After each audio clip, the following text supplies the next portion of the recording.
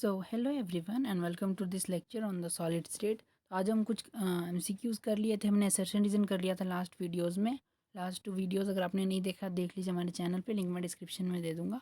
तो आज हम लोग इसमें पैसेज बेस्ड क्वेश्चन करने वाले हैं। ये भी सीबीएसई का फॉर्मेट है टर्म 1 एग्ज़ाम्स के लिए, तो हम लोग पैसेज बेस्ड क्वेश्चन कर रहे हैं। पहला क्वेश्चन मैं आपको पढ़ के दिखा देता हूँ कैसा होता है। एक पैसेज दिया रहता है आपको बेसिकली, ठीक है, इस तरह का पैसेज आप पढ़ भी सकते हैं अगर आपको नहीं मतलब ज़्यादा मतलब वो सब आपने पढ़ रखा है पहले से, आगे वाला चीज़ सब, तो अभी से एक बार इग्नोर भी कर सकते हैं। मैं एक बार पढ़ के आपको पहले बता दूंगा क्या है। Read the passage given below and answer the following questions. पहले आपको पैसेज पढ़ना है और कुछ क्वेश्चन को आंसर करना है, ठीक है। तो चलिए हम लोग देखते हैं किस तरह से करेंगे। All real structures are 3 dimensional structure. सारे जितने भी रियल स्ट्रक्चर हैं सब 3 डायमेंशन में होते हैं। They can be obtain by stacking 2 dimensional layers one of the other while placing the second square closed packed layer above the first. We follow the same rule that was followed. When one row was placed adjacent to each other, the second layer is placed over the first layer such that the pairs of upper layer are exactly above layer of the first layer. In this arrangement, pair of both layers are perfectly aligned horizontally as well as vertically. A metallic element crystallizes into a lattice having ABC pattern and packing of spheres leaves out virginal lattice. ये basic सा information दे रहा है हम लोग को कि सारे real structures 3 dimensional structure होते हैं। 2 डायमेंशनल लेयर को एक के ऊपर एक प्लेस करके बनते हैं, ठीक है। तो जो सेकेंड लेयर था आपका वो स्क्वायर क्लोज पैक स्ट्रक्चर था और फर्स्ट लेयर के लिए रो को एडजेसेंट रखा गया था। मतलब बेसिकली इन्फॉर्मेशन दे रहे हैं एबीसी इस टाइप का पैटर्न आपका बन रहा है। मतलब first layer, second layer, third layer, फिर जो फोर्थ लेयर बनेगा वो फर्स्ट लेयर के एग्जैक्टली कोइंसाइड करेगा। फिफ्थ लेयर सेकेंड लेयर से कोइंसाइड करेगा, सिक्स लेयर थर्ड लेयर से कोइंसाइड करेगा एंड वो चलता रहेगा, ठीक है। And packing of space leaves out voids बन जाते हैं, ठीक है। तो ये क्वेश्चंस देखते हैं तो आपको समझ में आ गया होगा, बहुत बेसिक सा ये दिया हुआ था। What type of structure is formed by this arrangement. तो इस तरह से आपके कौन से स्ट्रक्चर बनता है, तो देख लीजिए आपका ये 3D स्ट्रक्चर का ये बात हो रहा है। तो इसका ऑप्शन दिया होगा आगे, चलिए ऑप्शन से हम लोग ये कर लेते हैं। HCP, CCP, none of the above. तो इसका आंसर क्या होना चाहिए, देखिए पहला ऑप्शन है आपका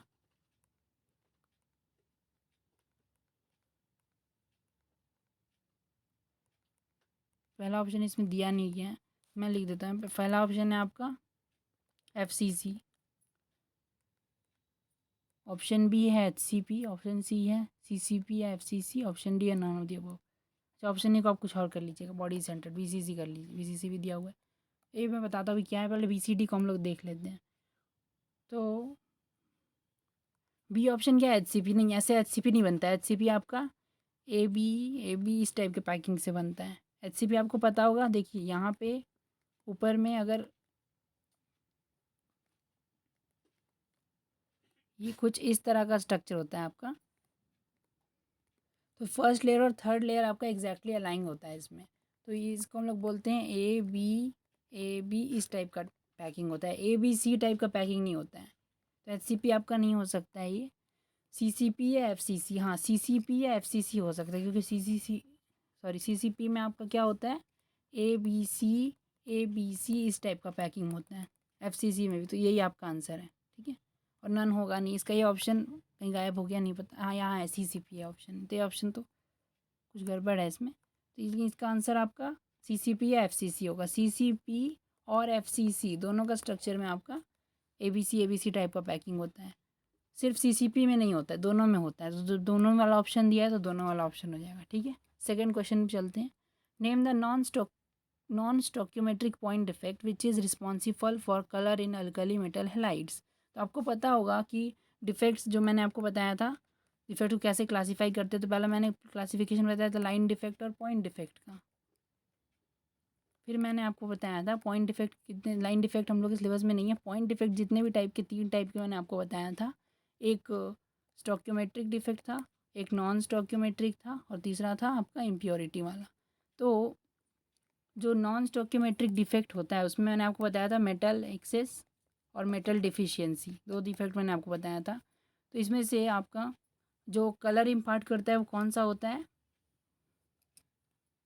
वो F सेंटर की वजह से होता है, क्योंकि वहाँ पे इलेक्ट्रॉन, मैंने आपको बताया था ना जैसे सोडियम क्लोराइड का क्रिस्टल लेके आप उसको सोडियम वेपर्स में हीट किया गया उससे, अगर आप इस तरह से उसे हीट करेंगे तो वहाँ पे क्या होता है, बाहर से एक सोडियम आता है, वो सोडियम प्लस में कन्वर्ट होता है, एक इलेक्ट्रॉन देता है, और लैटिस में से जो अंदर क्लोरीन था वो बाहर वाले सोडियम के साथ मिलके सोडियम क्लोराइड बन के चला जाता है, और ये इलेक्ट्रॉन उस क्लोरीन की जगह पे वहाँ पे लैटिस में रखा जाता है। तो वहाँ पे क्लोरीन आया, पहले क्लोरीन था, मान लीजिए अगल बगल में सोडियम या क्लोरीन है, और बाद में क्या हुआ कि वो क्लोरीन की जगह आपका इलेक्ट्रॉन आ गया। अब ये इलेक्ट्रॉन क्या करता है, एक्साइट होकर ऊपर लेवल, मतलब इलेक्ट्रॉन है यहाँ पे, अपने एक्साइट होकर हायर एनर्जी लेवल में जाता है, और जब डी एक्साइट होकर वापस अपने उसी एनर्जी लेवल में लौटता है तो कुछ एनर्जी या कुछ वेवलेंथ का रेडिएशन इमिट करता है।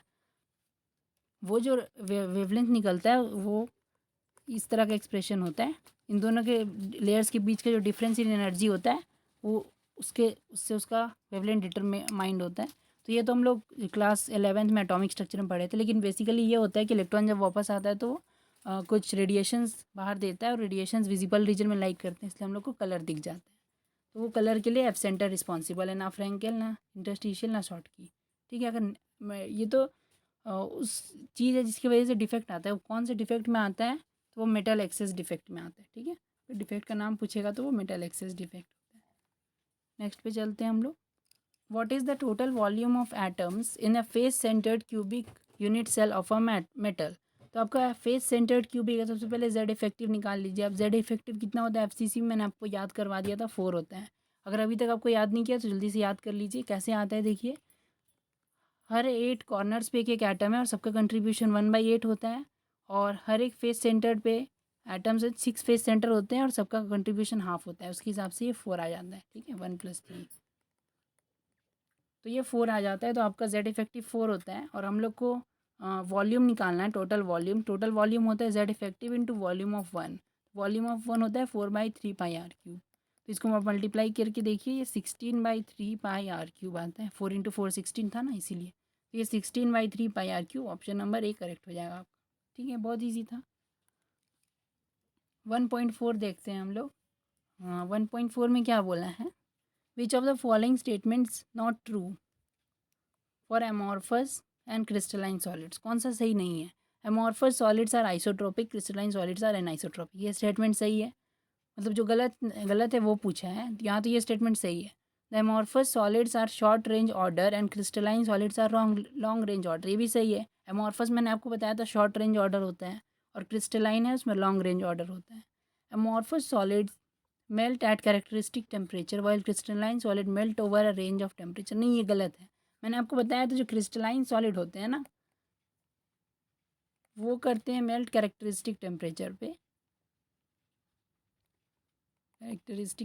पे, और जो आपका अमॉर्फस सॉलिड्स होते हैं वो मेल्ट करते हैं over a range of temperature. ये मैंने आपको बताया था कि क्रिस्टलाइन सॉलिड्स होते हैं वो मेल्ट करते हैं over a range of temperature.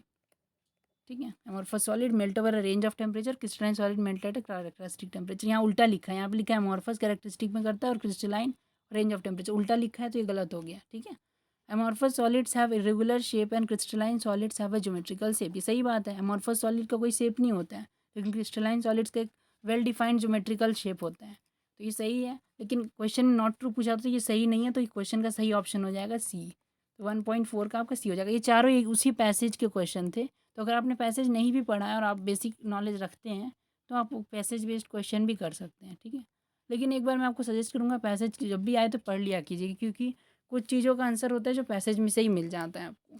ठीक है, तो हम लोग नेक्स्ट पैसेज पे चलते हैं। देखिए, अब हम लोग का पैसेज नहीं है, second number assertion reason type question. अच्छा, ये study the diagram given below and answer the following questions.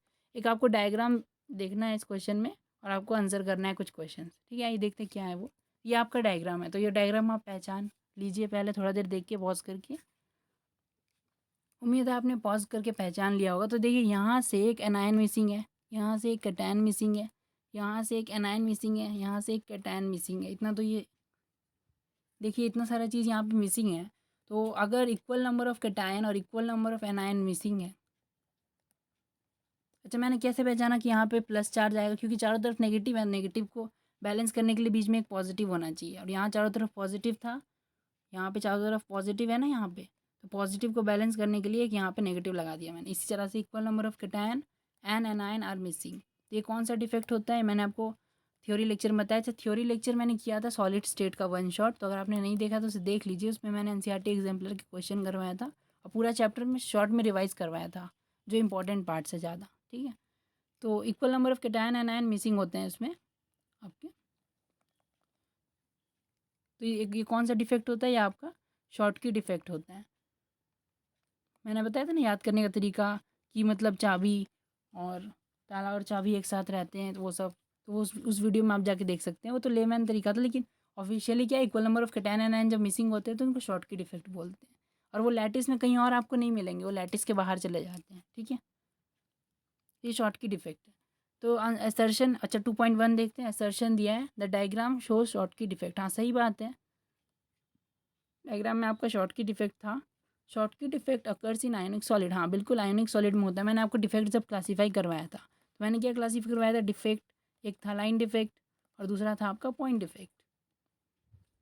Point defect 3 तरह का था आपका, स्टोक्योमेट्रिक, नॉन स्टोक्योमेट्रिक और इम्प्योरिटी, ठीक है। स्टोक्योमेट्रिक डिफेक्ट में जब हम लोग जाते थे तो एक जो वो ऐसे स्टोक्योमेट्रिक डिफेक्ट थे जो आयनिक सॉलिड शो करते हैं, और एक वो थे जो नॉन आयनिक सॉलिड शो करते हैं। आयनिक सॉलिड में हम लोगों ने शॉर्टकी पढ़ा था और फ्रेंकेल पढ़ा था।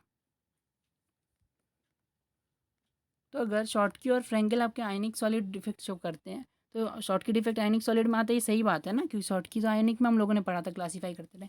मैंने आपको इतने अच्छे तरह से क्लासीफाई करके बताया है। अगर आप चाहोगे तो आप कमेंट बॉक्स में लिखना, मैं इस डिफेक्ट वाले इसका एक पीडीएफ भी है मेरे पास, मैं आप लोग के साथ शेयर कर दूंगा, ठीक है। अभी देखते हैं असर्शन करेक्ट स्टेटमेंट है, रीज़न भी करेक्ट स्टेटमेंट है, लेकिन डायग्राम शॉर्टकी डिफेक्ट दिखाता है, इससे शॉर्टकी डिफेक्ट के आयनिक सॉलिड में होने का कोई रीज़न तो नहीं निकला ना इसका। ये तो असर्शन सही है, रीज़न सही है, लेकिन रीज़न करेक्ट एक्सप्लेनेशन नहीं है। अगर डायग्राम शो कर रहा है तो उससे इसका क्या मतलब है, मतलब उसका एक्सप्लेनेशन से इसका क्या मतलब है कि शॉर्टकी डिफेक्ट आयनिक सॉलिड्स में होता है। तो इसका आपका ऑप्शन हो जाएगा बी। बी हम लोग कब लिखते हैं, जब असर्शन और रीज़न दोनों करेक्ट है, लेकिन reason is not the correct explanation of assertion, तब हम लोग ये चीज़ लिखते हैं, ठीक है। अब आगे क्या है देखिए, LiCl crystal is pink. LiCl crystal pink होता है, मैंने आपको बताया था एफ सेंटर्स। LiCl क्या होता है आपका, ये Li+ देता है, इलेक्ट्रॉन देता है और हाफ Cl2 देता है ना। ये Cl2 लैटिस से बाहर चला जाता है, और ये इलेक्ट्रॉन जो है वो न्यूट्रलिटी मेंटेन करके रखता है और एफ सेंटर क्रिएट कर देता है। इस इलेक्ट्रॉन की वजह से एफ सेंटर क्रिएट हो जाता है क्रिस्टल में।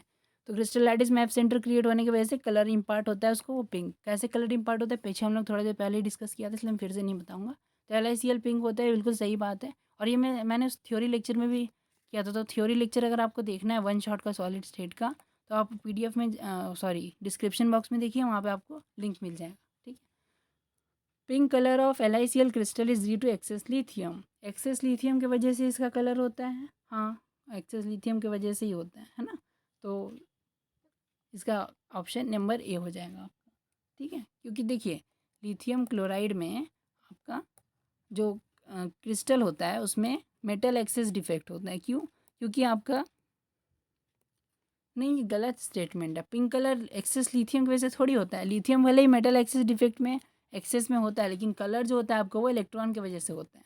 तो असर्शन एक करेक्ट स्टेटमेंट है और रीज़न एक रॉन्ग स्टेटमेंट है। इसके लिए हम लोग सी लिखते थे ना, assertion is correct statement but reason is wrong statement. लेकिन देखिए यहाँ पे एक्सेस लिथियम में मेटल एक्सेस डिफेक्ट उसका नाम है, लेकिन उसकी वजह से नहीं होता है, कलर होता है इलेक्ट्रॉन की वजह से। ये गलत है, ठीक है। मतलब इसका आंसर हो जाएगा सी, ए नहीं होगा, आई एम सॉरी। तो 2.3 पे चलते हैं हम लोग। असर्शन दिया है crystal lattice density decreases due to defect shown in the diagram. Diagram क्या दिया था हम लोग को, हम लोग ने डायग्राम देखा था, शॉर्ट की डिफेक्ट का डायग्राम दिया हुआ था ऊपर में।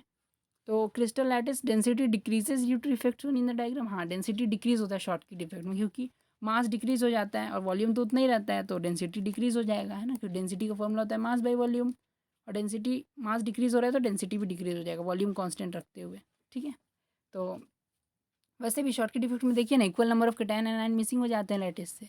तो कोई भी चीज़ मिस होगा तो मास कम होगा, उसका मतलब डेंसिटी कम हो रहा है ना क्रिस्टल लैटिस का। तो ये बिल्कुल सही स्टेटमेंट है। Tetrahedral voids are surrounded by 4 constituent particles. तो देखिए टेट्राहेड्रल वॉइड्स का स्ट्रक्चर कैसा होता है,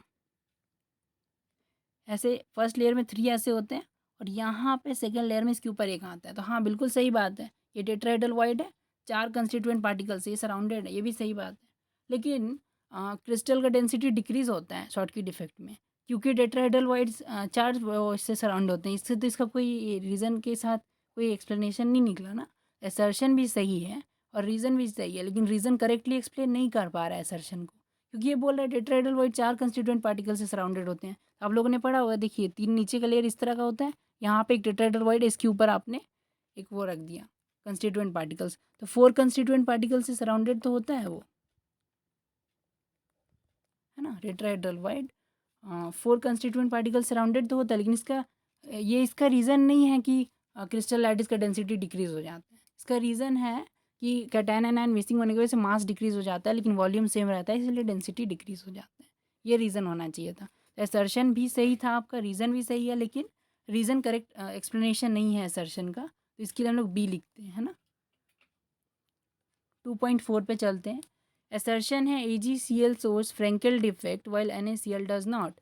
AgCl आपका फ्रेंकेल डिफेक्ट दिखाता है, बिल्कुल मैंने आपको याद करवाया था। सिल्वर हैलाइड्स जो भी होते हैं सारे फ्रेंकेल डिफेक्ट दिखाते हैं, क्योंकि सिल्वर में आपको पता होगा सूडो नोबल गैस कैरेक्टर होता है, जिसकी वजह से इनका पोलराइजिंग पावर बहुत ज़्यादा हो जाता है, तो फजांस रूल की वजह से कोवेलेंट कैरेक्टर बना देते हैं। तो उतना आपको जानने की ज़रूरत नहीं, बस सिल्वर हैलाइड में फ्रेंकेल डिफेक्ट आपका होता है, इतना तो। सिल्वर के हैलाइड्स जो भी हैं उनमें आपका फ्रेंकेल डिफेक्ट शो होता है, ठीक है। और NaCl जितने भी आपके आयोनिक हैलाइड्स हैं ना, जैसे NaCl, जहाँ पे लार्ज डिफरेंस है कैटायन और एनायन के साइज में, सोडियम का साइज इतना छोटा होता है, क्लोरीन का साइज इतना बड़ा, लार्ज डिफरेंस है जहाँ पे, वहाँ पे शॉटकी डिफेक्ट होता है आपका, और जहाँ पे कम डिफरेंस है साइज़ का, वहाँ पे आपका फ्रेंकेल डिफेक्ट होता है। तो AgCl फ्रेंकेल डिफेक्ट दिखाता है, NaCl नहीं दिखाता है, सही बात है। Frenkel defect is shown when ionic vacancies are occupied by unpaired electrons. नहीं, ऐसा किसने कहा। फ्रेंकेल डिफेक्ट तब होता है जब कोई भी लैटिस पॉइंट का एक एटम डिसलोकेट होके आपका इंटरस्टिशियल स्पेस में चला जाता है। इसका मतलब ये थोड़ी है कि अनपेयर्ड इलेक्ट्रॉन आ जाएगा, ये तो आपका मेटल एक्सिस डिफेक्ट का बात करने लगा ना ये। फ्रेंकेल डिफेक्ट का बात तो कर ही नहीं रहा है, मेटल एक्सिस का। असर्शन सही है लेकिन रीज़न इनकरेक्ट है, सी हो जाएगा। असर्शन सही होता है और रीज़न इनकरेक्ट होता है, तो सी करते हैं ना हम लोग। अब हम लोग रीड एक और पैसेज है, तो ये पैसेज देखिए क्या है। In an ideal crystal there must be regular repeating arrangement of the constituent particles and its entropy must be zero at absolute temperature. Absolute temperature पे इंट्रोपी सब चीज़ की ज़ीरो होती है ना। इंट्रोपी ज़ीरो होती है एट 0 केल्विन एब्सोल्यूट टेम्परेचर पे।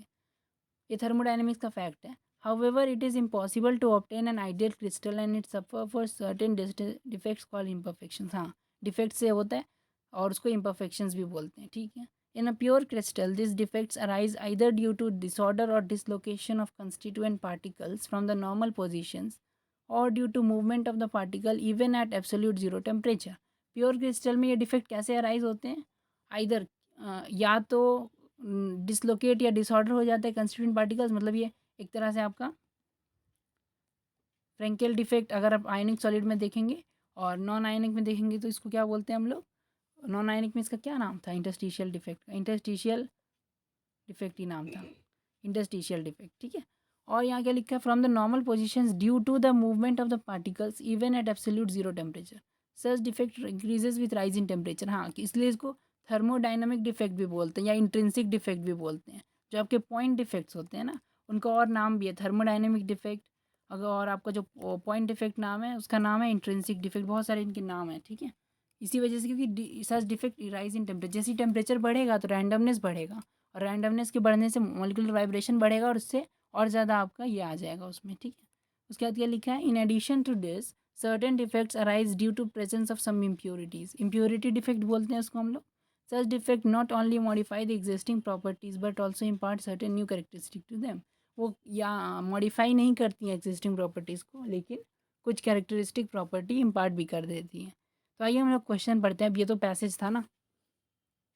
क्वेश्चन है आपका, answer the following MCQs by choosing the most appropriate options. जहाँ भी आपको डिस्क्रिपेंसी लगे आप मोस्ट अप्रोप्रिएट चूज कीजिएगा।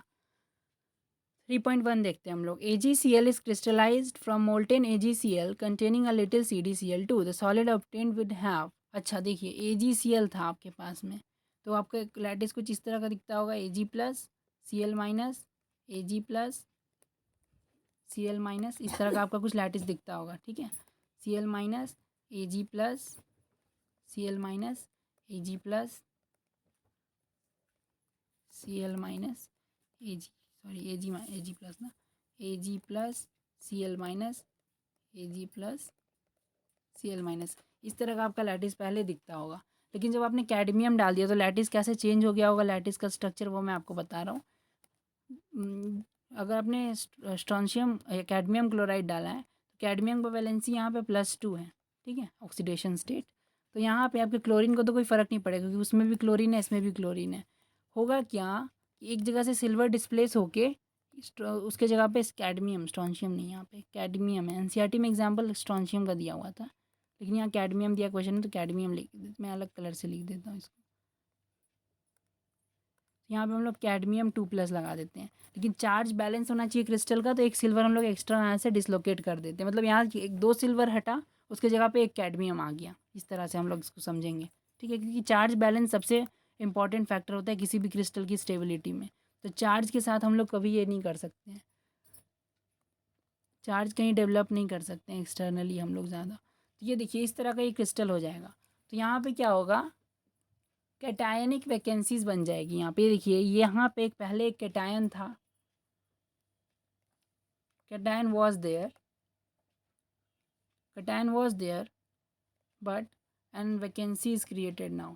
अब एक वैकेंसी वहाँ पे क्रिएट हो गया है, ठीक है। मतलब कि यहाँ पहले कैटायन था, अब यहाँ पे एक वैकेंसी आ गया है। मतलब यहाँ इस स्पेस में क्या हुआ है आपका कि एक कैटायनिक वैकेंसी क्रिएट हो गया है।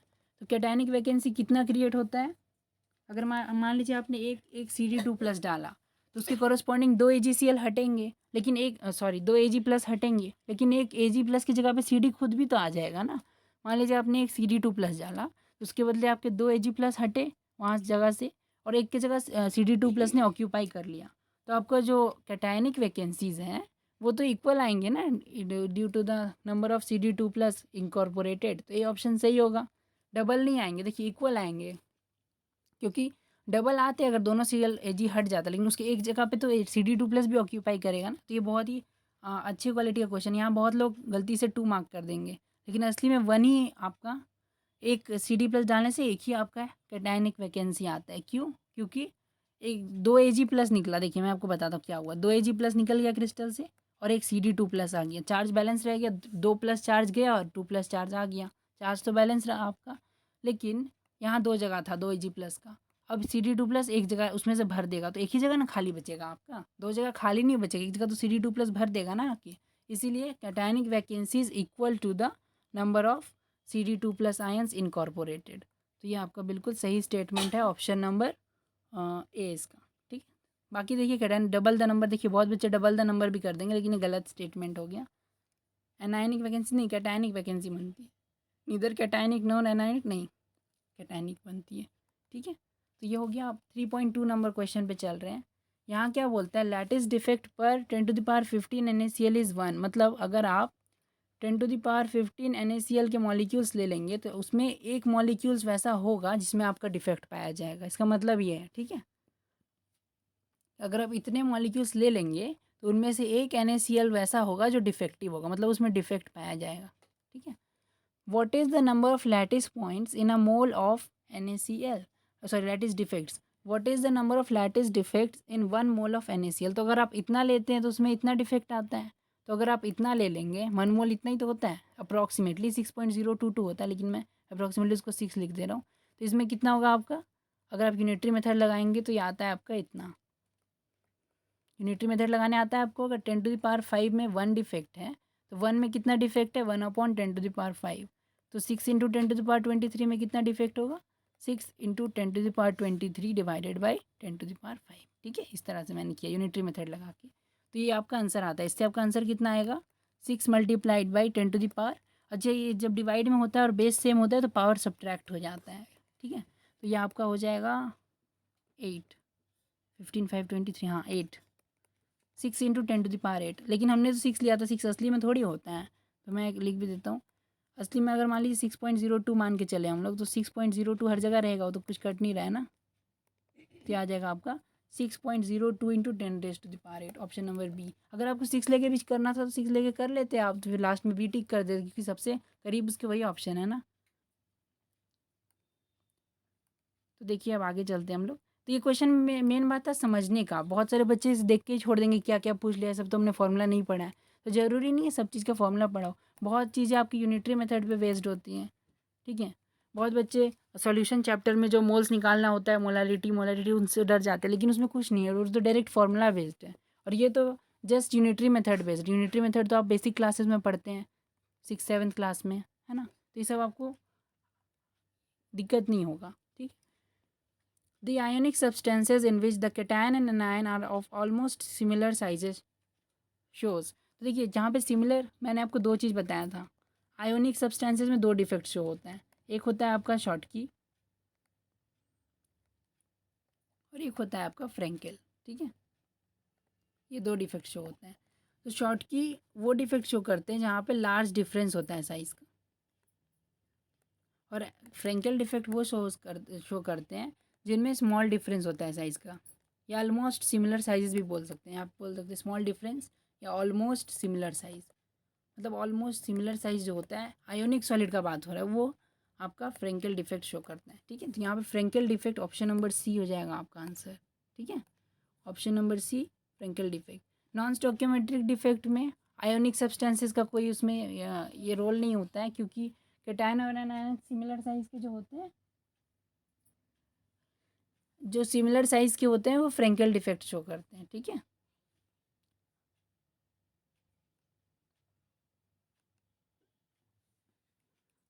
Which of the following gives both Frenkel and Schottky defect. Frenkel और शॉर्टकी डिफेक्ट दोनों मतलब कौन देता है आपका। तो देखिए ये जेई मेन 2020 का क्वेश्चन है आपका, और ये एनसीईआरटी का इंडेक्स क्वेश्चन भी है, ठीक है। तो ये क्वेश्चन का आंसर आप लोगों को पता होना चाहिए। टेक्स्ट में ही मेंशन्ड है कि एजीबीआर एक ऐसा क्रिस्टल है जो फ्रेंकेल और शॉर्टकी डिफेक्ट दोनों शो करते हैं, ठीक है।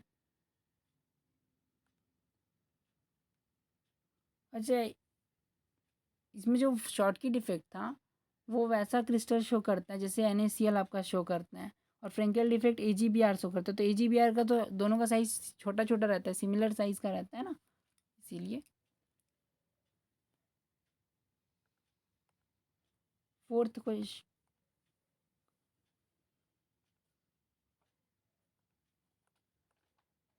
फोर्थ क्वेश्चन पे चलते हैं। तो ये यहाँ से लिया गया है, ये इसका सोर्स का नाम यहाँ लिखा हुआ है नीचे में, आप चाहे तो वहाँ से जाके भी इसे देख सकते हैं।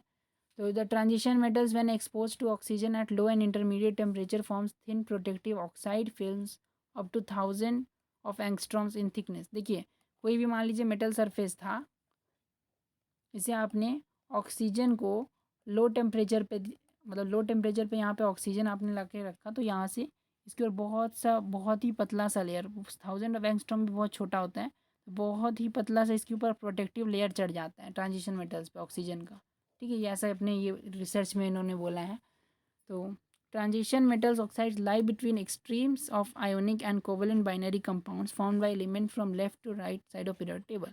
जो ट्रांजिशन मेटल है वो बीच में रहते हैं, जैसे आयोनिक और कोवेलेंट कंपाउंड्स के बीच में रहते हैं थोड़ा, है ना। The range from metallic to semi conducting and deviate by both large and small degrees from stoichiometry. Stoichiometry से डेविएट करते हैं। Since d electron bonding levels are involve the cations exist in various valence state. Multiple valency state cation show करते हैं, multiple oxidation state. ये DNF block में आप पढ़ेंगे कि मल्टीपल ऑक्सीडेशन स्टेट शो करते हैं वो, और hence rise give rise to large number of oxide, उनका लार्ज नंबर ऑफ ऑक्साइड भी बनते हैं। ये डी ब्लॉक में आप लोग पढ़ेंगे। The crystal structures are often classified by considering a cubic or hexagonal closed pack structure of one set of ions with another set of ion filling the octahedral or tetrahedral intersection। तो देखिए क्या होता है कि cubic या hexagonal close packing आपको generally consider किया जाता है, और उसमें क्या करते हैं ये यहाँ पे उसके ऑक्टाहेड्रल या टेट्राहेड्रल वॉइड्स में वो उस दूसरे सेट ऑफ आयंस को भर देते हैं, ठीक है। जनरली कैटायन आपका close pack structure, sorry anion आपका क्लोज पैक स्ट्रक्चर बनाता है, और कैटायन आपका वॉइड्स में चला जाता है। वॉइड्स दो तरह का होता है, ऑक्टाहेड्रल टेट्राहेड्रल। इन दोनों एक वॉइड्स में आपका कैटायन चला जाता है। अब जरूरी नहीं सारा वॉइड्स ऑक्यूपाइड हो, ये फर्स्ट ही क्वेश्चन था आज का। The actual oxide structures however generally show departures from such regular arrays due to part of distortion caused by packing of ions different size and due to ligand field effects. लेकिन actual oxides में थोड़ा सा departure हो जाता है इससे. The distortion depend not only number of D electrons but only on the also on the valence and position of the transition metals in a group of period. तो इस तरह से डिपेंड करता है. ठीक है, इतना डिटेल में जानने की जरूरत नहीं है. हम लोग बहुत ही सिंपल क्वेश्चन है इसमें, तो इतना बड़ा बड़ा डेटा दिख के आप घबराएगा नहीं, कुछ भी नहीं है. सब आप डी ब्लॉक पढ़ेंगे, क्रिस्टल फील्ड थ्योरी पढ़ेंगे तो वहाँ पे आपको स्प्लिटिंग समझ में आ जाएगा. डी ऑर्बिटल स्प्लिट कर जाते हैं 2 सेट ऑफ ऑर्बिटल में, जैसे 5 सेट ऑफ ऑर्बिटल होते हैं ना, तो ये on the presence of some negatively charge species ligand जिसको बोलते हैं, उसके टर्म्स में 2 सेट में स्प्लिट कर जाते हैं. T2G सब हम लोग पढ़ेंगे, कोऑर्डिनेशन कंपाउंड में पढ़ेंगे और डी ब्लॉक एफ ब्लॉक में पढ़ेंगे, तो इस बारे में डरिए नहीं अभी. तो यहाँ पे हम लोग का असर्शन रीज़न है. ठीक है, यहाँ पे ABCD दिया हुआ है. ए क्या है? रीज़न. ए आपको तब लिखना है दोनों करेक्ट है और रीज़न करेक्ट एक्सप्लेनेशन है असर्शन का. बी कब मार्क करना है? जब असर्शन रीज़न दोनों करेक्ट है लेकिन रीज़न करेक्ट एक्सप्लेनेशन नहीं है. सी आपको तब मार्क करना है जब असर्शन करेक्ट स्टेटमेंट है पर रीज़न रॉन्ग स्टेटमेंट है. डी आपको तब मार्क करना है असर्शन रॉन्ग स्टेटमेंट है बट रीज़न करेक्ट स्टेटमेंट है. ठीक है, तो 4.1 पहला क्वेश्चन इसका आ गया, ये कर लेते हैं. Cations of transition elements occur in various valency states. तो ये आपको पैसेज में ही मेंशन था कि जो कैटायंस होते हैं वो वेरियस ऑक्सीडेशन स्टेट शो करते हैं, वैलेंसी स्टेट या ऑक्सीडेशन स्टेट शो करते हैं. ठीक है, इनका रीज़न क्या होता है कि इनके 3D और 4F जो होता है ना ऑर्बिटल्स, उनके बीच का गैप बहुत कम होता है, जिसकी वजह से यहाँ पे इलेक्ट्रॉन ट्रांसफ़र होके आ जाते हैं, जिसकी वजह से वो होते हैं. ये तो आप पढ़ेंगे आगे जाके. ठीक है, अभी हम लोग यहाँ देख लेते हैं जो क्वेश्चन में बोला जा रहा है. जो ठीक है, असर्शन आपका एक करेक्ट स्टेटमेंट है. यहाँ पे assertion is a correct statement. जो आपका असर्शन है वो करेक्ट स्टेटमेंट है.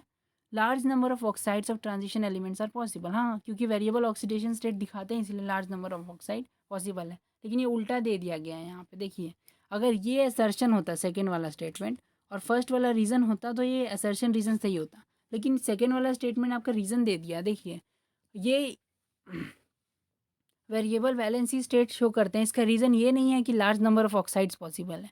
लार्ज नंबर ऑफ ऑक्साइड इसीलिए पॉसिबल है क्योंकि वेरियस वैलेंसी स्टेट शो करते हैं. दोनों सही है लेकिन एक्सप्लेनेशन उल्टा दे दिया, मतलब असर्शन को रीज़न में दे दिया गया, रीज़न को असर्शन में. तो हम लोग अपने लॉजिक के हिसाब से ये मानेंगे कि दोनों सही है लेकिन रीज़न करेक्टली एक्सप्लेन नहीं कर रहा है असर्शन को. ये नहीं, इसमें ऐसा कुछ नहीं होता कि असर्शन रीज़न को एक्सप्लेन कर रहा है, ये सब नहीं होता है इसमें. ठीक है, यहाँ पे हो रहा है वैसा लेकिन रीज़न तो नहीं एक्सप्लेनेशन है असर्शन का. ठीक है, इसी की वजह से इसमें आपको बी मार्क करना है. बी कब मार्क करते हैं? When both assertion and reason are correct and reason is not the correct explanation for assertion. ठीक है, नेक्स्ट क्वेश्चन पे चलते हैं. 4.2 crystal structure of oxides of transition metals often show defects. जो क्रिस्टल स्ट्रक्चर होते हैं ऑक्साइड्स के often defect show करते हैं. हाँ, ये पीछे ये भी पैसेज में हम लोगों ने पढ़ा था कि ये डिफेक्ट शो करते हैं. क्यों? Ligand field effect cause distortion in crystal structure. हाँ, ये भी सही है हम लोगों ने पीछे. ये तो डायरेक्टली पैसेज से बेस्ड आपका ये है, इसका आंसर आपका ए हो जाएगा क्योंकि ऑक्साइड्स डिफेक्ट शो करते हैं. आपका असर्शन करेक्ट स्टेटमेंट है, रीज़न भी करेक्ट स्टेटमेंट है और रीज़न करेक्ट एक्सप्लेन भी कर रहा है असर्शन को.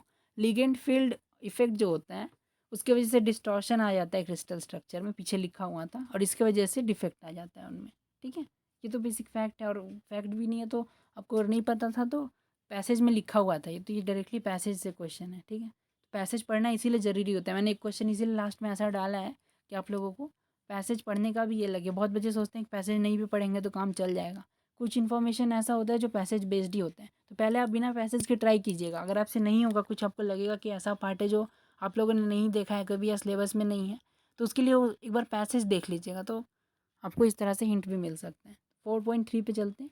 Transition metals form of protective oxide films. ये सही बात है, अभी तो हम लोग पीछे पढ़ के आए हैं कि अबाउट 1000 ऑफ एंगस्ट्रॉम का वहाँ पे फिक्स्ड प्रोटेक्टिव लेयर चढ़ जाता है. अभी तो पढ़ के आए हम लोग पीछे, है ना.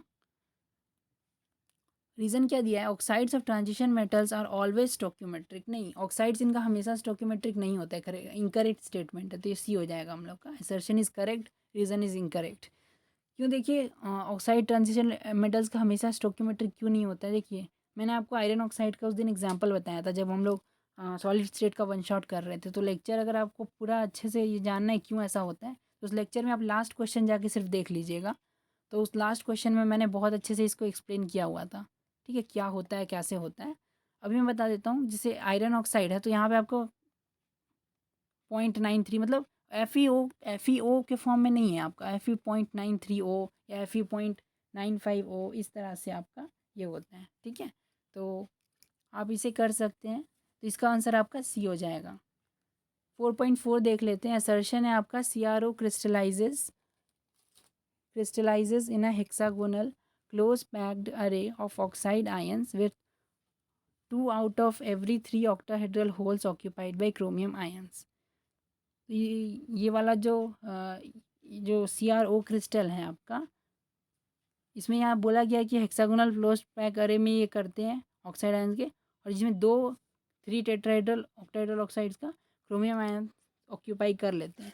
तो देखिए, आपको अगर मान लीजिए ये फैक्ट नहीं पता है कि सही है कि गलत है, तो आप चार्ज बैलेंसिंग से चेक कर सकते हैं। चार्ज बैलेंसिंग कैसे करना है इस टाइप के क्वेश्चन में, इसीलिए मैंने इस टाइप के क्वेश्चन आपके लिए डाला है। देखिए, ऑक्साइड 2 नेगेटिव है, क्रोमियम पे +2 चार्ज है यहाँ पे।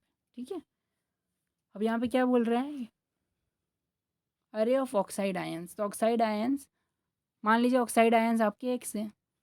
ठीक है, तो उसी तरह से क्रोमियम आयंस कितने होने चाहिए, 2 आउट ऑफ 3, मतलब 2/3 ऑक्टेहेड्रल वाइड एक्स होता है इस तरह से।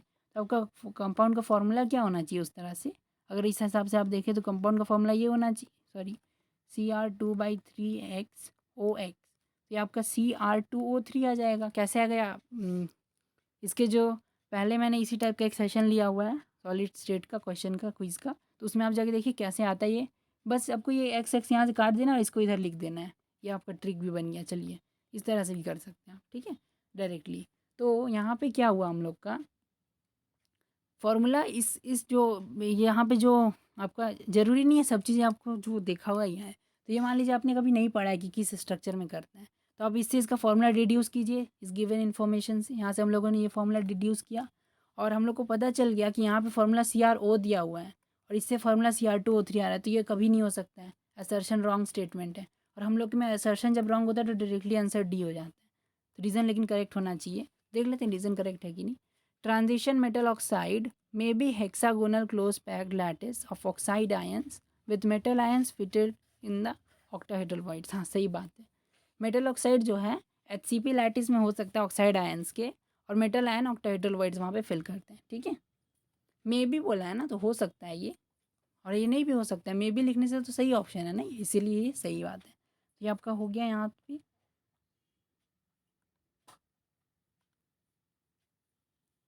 तो आपका यहाँ पे ख़त्म हो गया लेक्चर।